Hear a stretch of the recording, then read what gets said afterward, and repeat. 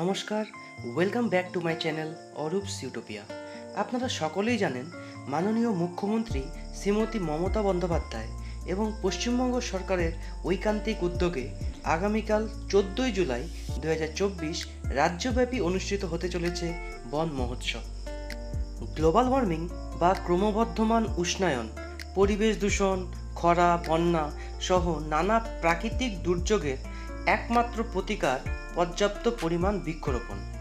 আর সেটাকে লক্ষ্য করেই বন বিভাগের কর্মীরা আজ আলিপুরদুয়ারের সাউথ সার্কেলের অন্তর্গত সারনা আদিবাসী হিন্দি প্রাথমিক বিদ্যালয়ে বনসৃজন ও বৃক্ষরোপণের অ্যাওয়ারনেস বাড়ানোর জন্য একটি বসে আঁকো প্রতিযোগিতা ব্যবস্থা করেছিলেন।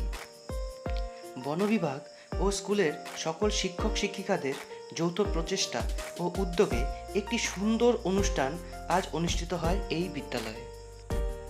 বন বিভাগের অফিসার ও তার দল স্কুলের স্টুডেন্টসদের হাতে তুলে দেয় পেন্সিল, রং ও খাতা, আর সেগুলোর মাধ্যমে স্কুলের কচিকাচারা তাদের সৃষ্টির মাধ্যমে প্রকৃতি ও সমাজের উদ্দেশ্যে তাদের অঙ্গীকার ফুটিয়ে তোলে।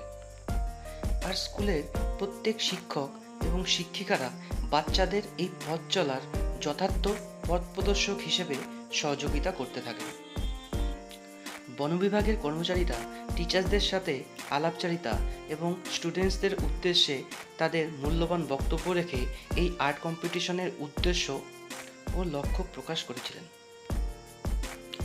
বন বিভাগের তরফ থেকে স্কুলের প্রতিটি বাচ্চার জন্য যারা এই অঙ্কন প্রতিযোগিতায় অংশগ্রহণ করেছিল তাদের জন্য চকলেট এবং টিফিনের বন্দোবস্ত করা হয়েছিল।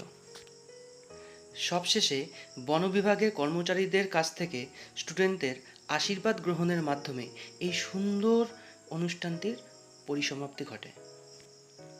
তাহলে বন্ধুরা, আজকে এখানেই বিদায় নিচ্ছি। ভালো থাকবেন।